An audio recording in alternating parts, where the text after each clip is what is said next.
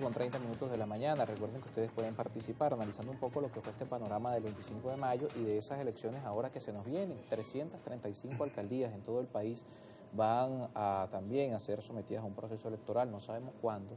El presidente dice que si fuera por él, bueno, pues las convocan este domingo, pero lo cierto es que van a ser antes del mes de diciembre, y en ese escenario, bueno, el tema de la abstención es un factor determinante. Hablaba Jesús Choto Realba de la importancia de hacer una revisión de lo que fue esta campaña, del mensaje y de cómo convencer a la gente en este sentido de la importancia de la participación, más allá de que se vea como defender o no un espacio, es poner en el centro a la gente.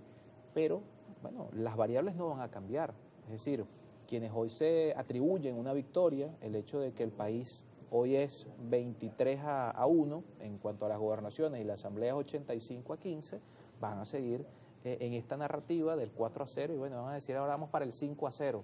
Y el gobierno probablemente y el PSUV seguirá también apostando a polarizar con un sector que precisamente privilegia estos resultados al no dejar que la gente vote o llamar a que la gente no participe. Mira, un poco para algo debe servir el tener alguna edad, ¿no? A finales de la década de los 90, todo el desmantelamiento del tinglado democrático fue descrito por alguien como la democracia era como un teatro, pero sin público, un teatro vacío, donde las personas que estaban en el escenario entonces decían sus parlamentos, pero en medio del profundo desinterés de la mayoría de las personas. Hoy estamos en una situación peligrosamente similar. Peligrosamente similar, porque cuando tú dices, efectivamente el gobierno sigue con su discurso, no, ganamos 23 gobernaciones, no dicen que las ganaron por forfait, sin registro, etcétera, etcétera. El gobierno ha mostrado orgullosamente que ha ganado 99-1 en algunos municipios. Exactamente, eso... ¿no? Una cosa... sin presentar nunca dónde están esos votos, ¿no? En qué centro de votación, en qué mesa electoral, pero bueno, están diciendo eso. Y hay otras personas diciendo, no, vamos 4-0 y le vamos a clavar el 5-0. Ojo, esa es una discusión absolutamente vaciada de país, una discusión sin gente. Y ojo, eso no es por casualidad. Yo creo que la abstención como fenómeno no fue convocado por ningún dirigente opositor, como ya lo dijimos, pero sí fue construida la desmovilización, sí fue construida a pulso desde el gobierno.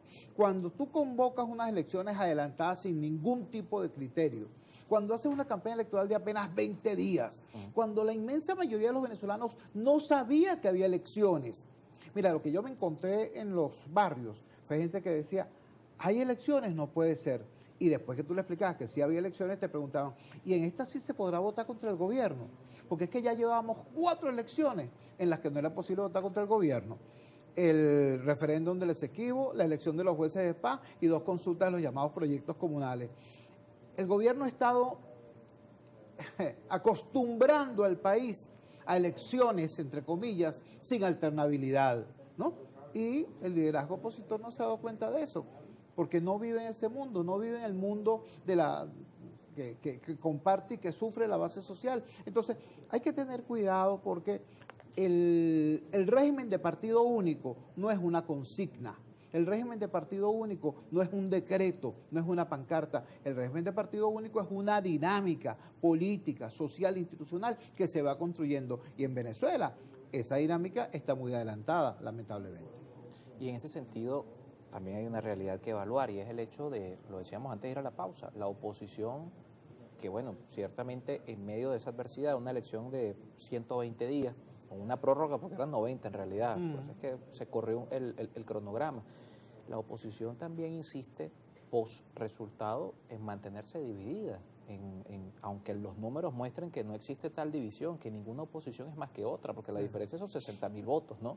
En términos numéricos, pero hoy también este tema de la oportunidad de reunificar a la oposición. Yo creo que hay hay dos dimensiones de esa oportunidad. Una, el hecho de que el próximo compromiso es precisamente el municipal y eso abre la posibilidad de que más allá de la incapacidad de los jefes de las cúpulas de ponerse de acuerdo, los alcaldes, la red de alcaldes sea capaz de establecer nexos no antipartido, sino transpartidistas que permitan entonces un debate sobre el rol de las alcaldías en este momento y en esta fase de la deriva autoritaria del país. Yo creo que eso sería deseable, sería oportuno, porque permitiría que, como ocurrió en el año 2006, que aquella gestión de Pecoffo, de Rosales, Borges, permitió devolver a la oposición a la lucha política real. En esta oportunidad no sean 3 personajes, 2 partidos, 5 caudillos, sino sean 113 alcaldes los que reconduzcan el proceso político. Eso sería interesante. La otra cosa que yo creo que nosotros deberíamos ver en el campo democrático, es entender, primero, que aunque somos minoría en las gobernaciones, aunque somos minoría en el Parlamento, somos mayoría en el país. O sea, el país que quiere cambio demostró el 28 de julio que es ampliamente mayoritario. Es decir, sigues teniendo una responsabilidad en la administración de un capital político, independientemente de la torpeza, aunque lo has hecho en estos 10 meses. Y hacia el futuro, la manera de ser más eficiente en la administración de ese capital político, obviamente, es uniéndolo. ¿Cómo te unes? En primer lugar, reconociendo que eres distinto. Tú unes lo que es diferente. Claro. Si es lo mismo, es una amalgama, es X. Tú unes lo que es diferente. Ahora, ¿cómo estableces los criterios para que esa unidad se dé? Yo creo que las diferencias hay que asumirlas. Para superarlas hay que asumirlas. Y hay que asumir también con seriedad que las diferencias que tenemos hoy van muchísimo más allá del tema metodológico. Es mentira que nuestras diferencias se resuman o se reduzcan al tema de voto o no voto. Hay diferencias que son más de fondo. Hay en este momento, por ejemplo, gente que se siente muy cómoda siendo la expresión local de un gobierno y de una práctica política como la del señor Donald Trump, ¿no?, que criminaliza, persigue y hostiga a nuestros connacionales afuera y también somete al hambre, ¿no?, a nuestros venezolanos aquí dentro de la frontera. Entonces, si alguien se siente cómodo siendo la expresión de esa política, nuestras diferencias van muchísimo más allá de un tema instrumental. Pero incluso reconociendo, asumiendo esas diferencias, tienen que haber maneras de ponernos de acuerdo frente a hechos fundamentales. La reforma constitucional es uno. La posibilidad de una elección masiva de 335 alcaldías es otra. La posibilidad de una repetición de elecciones presidenciales, no lo digo con sorna ni con ingenuidad, eso ha sido planteado por factores como Lula, como Petro, como el propio Marco Rubio. Bueno, frente a situaciones como esa, tiene que haber maneras que nos pongamos de acuerdo.